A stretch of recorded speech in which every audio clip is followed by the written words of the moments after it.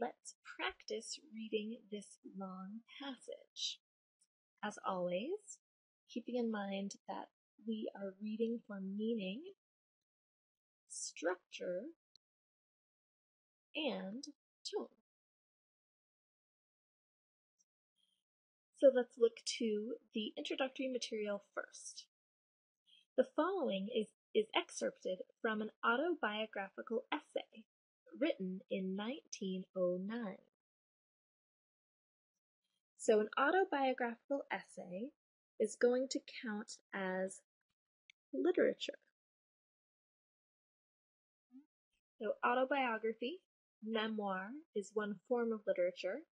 It's not necessarily fictionalized. Sometimes it's fictionalized a little bit, but autobiography is based on reality. So it's based on someone's life. It's nonfiction, but it is literature. It's usually written in such a way as is trying to generate interest in the reader. Sometimes it can be poetic. But all the things that we expect out of literature we'll probably expect here. So we might expect that this will be descriptive, that it might have an opinionated or emotional tone, that it might be about a particular character. In this case, that character might be the person who wrote it, right? Or a conflict that that person encounters. So those are some of the expectations we have when we think literature.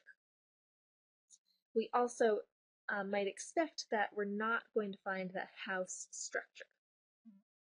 Right, so let's continue reading here. The author discusses her experiences growing up in England and North America in the late 19th century. So we're going to hear about the author as a young girl. And it sounds like it's definitely her, since it's her experiences. So we will probably get a description that gives us some opinion, some emotion about her experiences as a young girl. All right. When I look back over the years, I see myself, a little child of scarcely 4 years of age, walking in front of my nurse in a green English lane and listening to her tell another of her kind that my mother is Chinese. So that seems like an important piece of information here. "Oh, Lord," exclaims the informed. She turns around and scans me curiously from head to foot. Then the two women whisper together. Though the word Chinese conveys very little meaning to my mind, I feel that they are talking about my father and mother, and my heart swells with indignation. When we reach home, I rush to my mother and try to tell her what I have heard. I am a young child.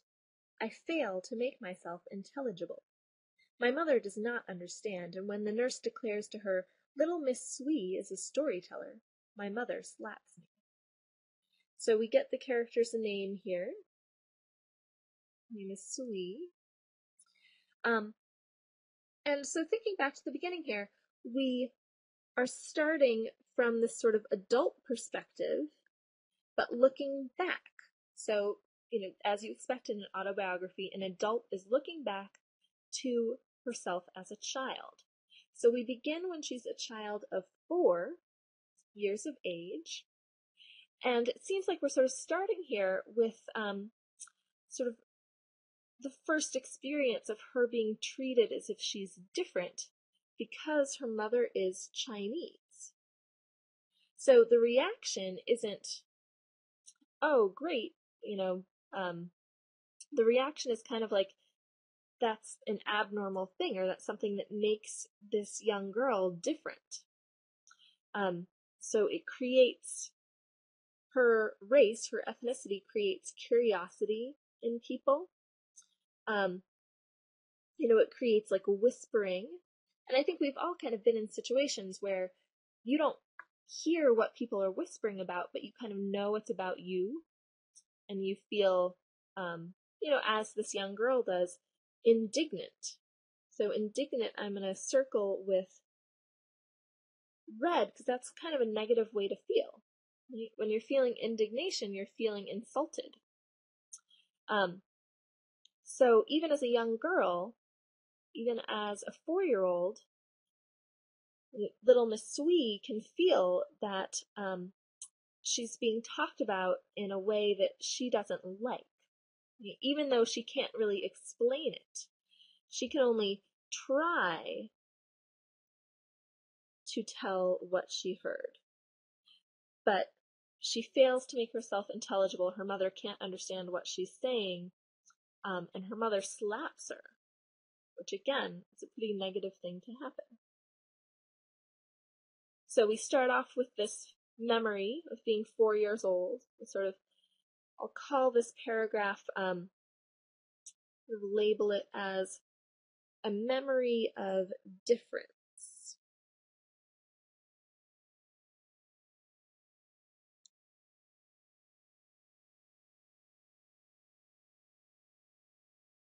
So it seems like perhaps the first time Sui is in a situation where people treat her like she's different than them.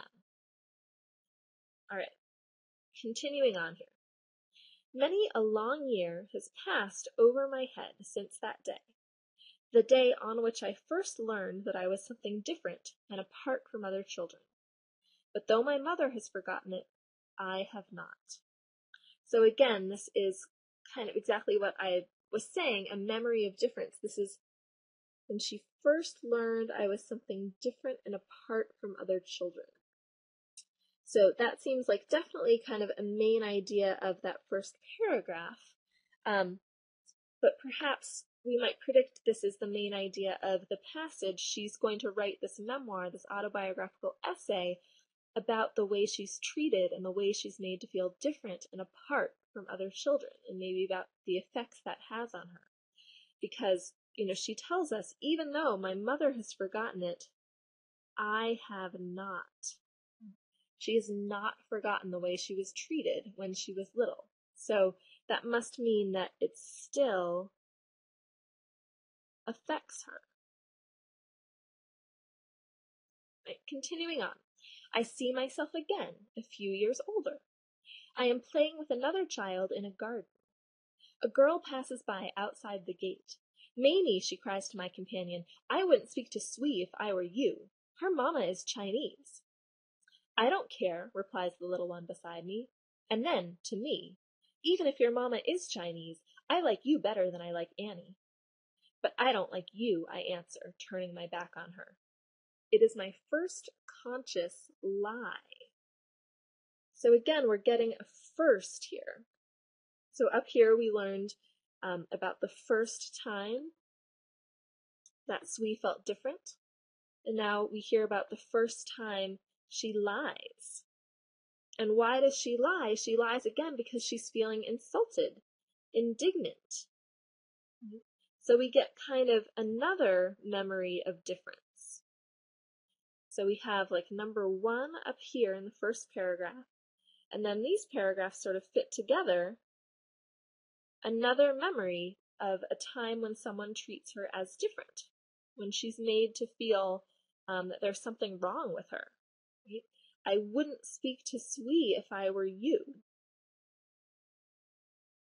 So we'll put that in red because again, so these are sort of negative words, negative experiences that Sui is having.